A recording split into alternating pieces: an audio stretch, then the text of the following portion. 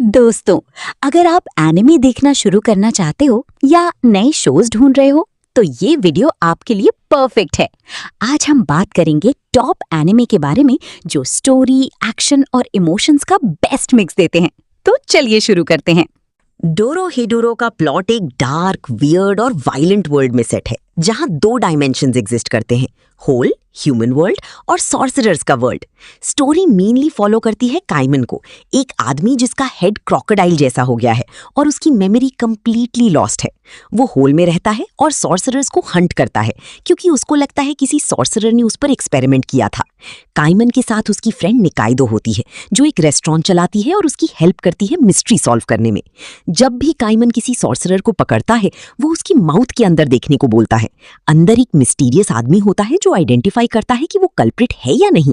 दूसरी side N नाम का पावरफुल सॉर्सरर और उसकी गैंग जैसे शिन और नॉई भी इन्वॉल्व्ड हैं। एन अपने वर्ल्ड का माफिया बॉस है और वो भी काइमन को ढूंढ रहा है। स्टोरी ग्रेजुअली रिवील करती है आइडेंटिटी, मैजिक एक्सपेरिमेंट्स और पैरेलल वर्ल्ड्स का कनेक्शन। ओवरऑल वाइब कियोटिक है, मिक्स ऑफ हॉरर, कॉमेडी और action with unpredictable twists. Keep your hands off Eizouken का प्लॉट 3 हाई स्कूल गर्ल्स के अराउंड रिवॉल्व करता है जो एनिमेशन बनाने का सपना देखती हैं। मेन कैरेक्टर मिदोरी आसाकुसा एक इमेजिनेटिव लड़की है जिसके दिमाग में हमेशा क्रेजी वर्ल्ड्स और मशीन्स चलती रहती हैं, लेकिन वो थोड़ी शाई भी है। उसकी मुलाकात होती है सायाका कनामोरी से जो प्रैक्टिकल और बिजनेस माइंडेड है। वो प्रोजेक्ट को मैनेज करती है।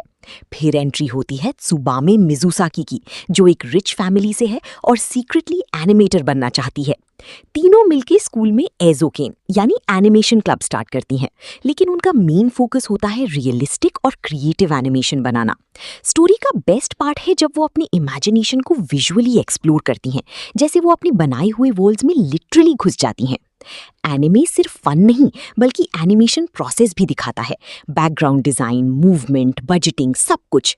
कनामुरी इंश्योर करती है कि उनका काम प्रॉफिटेबल हो, जबकि आसाकुसा और मिजुसाकी क्रिएटिविटी पुश करती हैं। ओवरऑल ये स्टोरी पैशन, टीम वर्क और क्रिएटिविटी का सेलिब्रेशन है, जहां ड्रीम्स को रियलिटी में कन्वर्ट करने का स्ट्रगल ब्यूटिफुली दिखाया गया है। Re Zero starting life in another world season 2 का प्लॉट और भी डार्क और इमोशनल हो जाता है। स्टोरी कंटिन्यू होती है सुबारू नात्सुकी के साथ जो return bye death power use करके अपने फ्रेंड्स को बचाने की कोशिश करता है। इस सीजन का मेन फोकस सैंक्चुरी नाम की मिस्टीरियस जगह पर है जहां एमिलिया और विलेजर्स फंस जाते हैं। सुबारू को मल्टीपल ट्रायल्स फेस करने पड़ते हैं, स्पेशली एमिलिया को सपोर्ट करने के लिए क्योंकि वो अपने पास्ट का सामना कर रही होती है। इस प्रोसेस में सुबारू भी अपने ट्रॉमा और फेलियर्स को कन्फ्रंट करता है। एक मेजर रिवील होता है इकीडना के थ्रू जो विच ऑफ ग्रीड है। वो सुबारू को नॉलेज और गाइडेंस देती है, लेकिन उसकी इंटेंशंस थोड़ी सस्पिशियस होते हैं। साथ ही गारफील और रॉजवेल जैसे कैरेक्टर्स का भी डीपर साइड दिखाया जाता है। रॉजवेल का हिडन एजेंडा और सुबारू के साथ उसका कॉन्फ्लिक्ट स्टोरी को इंटेंस बनाता है।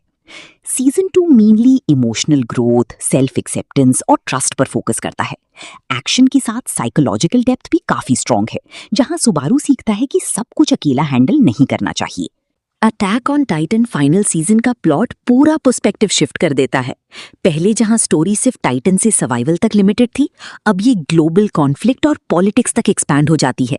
स्टोरी मार्ले नाम के नेशन से स्टार्ट होती है जहां हमें पता चलता है कि एल्डियंस को कैसे ऑप्रेस किया जा रहा है और टाइटन्स एक्चुअली एक वॉर वेपन है। एरन येगर अब कंप्लीटली चेंज हो चुका है। वो अपने गोल के लिए एक्सट्रीम स्टेप्स लेने को रेडी हैं। पैराडीज आइलैंड और मार्ले के बीच वॉर एस्केलेट होता है और सर्वे को भी अटैक प्लान करता है। जीक येगर का यूथेनेशिया प्लान और एरन का हिडन एजेंडा स्टोरी को और कॉम्प्लेक्स बना देते हैं। जैसे जैसे प्लॉट आगे बढ़ता है, एरन रंबलिंग स्टार्ट करता है। मिलियंस ऑफ कोलोसल टाइटन्स दुनिया को डिस्ट्रॉय करने निकल पड़ते हैं। उसका एम है अपने लोगों को प्रोटेक्ट करना, बट कॉस्ट बहुत ज्यादा है। फाइनल सीजन थीम्स एक्सप्लोर करता है, फ्रीडम, रिवेंज, मॉरल कॉन्फ्लिक्ट और साइकिल ऑफ हेट्रेड। एंड में कैरेक्टर्स को टफ चॉइसेस लेने पड़ते हैं जहां राइट और रॉन्ग का डिफरेंस ब्लर हो जाता है। ग्रेट प्रिटेंडर का प्लॉट एक स्टाइलिश हाइस्ट और कॉन आर्टिस्ट स्टोरी है जो दुनिया के अलग अलग सिटीज में सेट है। मेन कैरेक्टर मकोतो एडामुरा जापान का सेल्फ प्रोक्लेम्ड ग्रेटेस्ट स्विंडलर है, लेकिन एक्चुअली वो उतना एक्सपर्ट नहीं होता। एक दिन वो लॉरेंट थियरी नाम के मिस्टीरियस फ्रेंच कॉनमैन को स्कैम करने की कोशिश करता है, पर खुद ही उसके गैंग में फंस जाता है। लॉरेंट के साथ एडामुरा ग्लोबल लेवल के क्रिमिनल्स को टारगेट करता है, जैसे ड्रग लॉर्ड्स, करप्ट बिजनेसमैन और माफिया बॉसेस। हर आर्क एक बड़ा कॉन गेम होता है जहां डिटेल्ड प्लानिंग, एक्टिंग और माइंड गेम्स यूज होते हैं।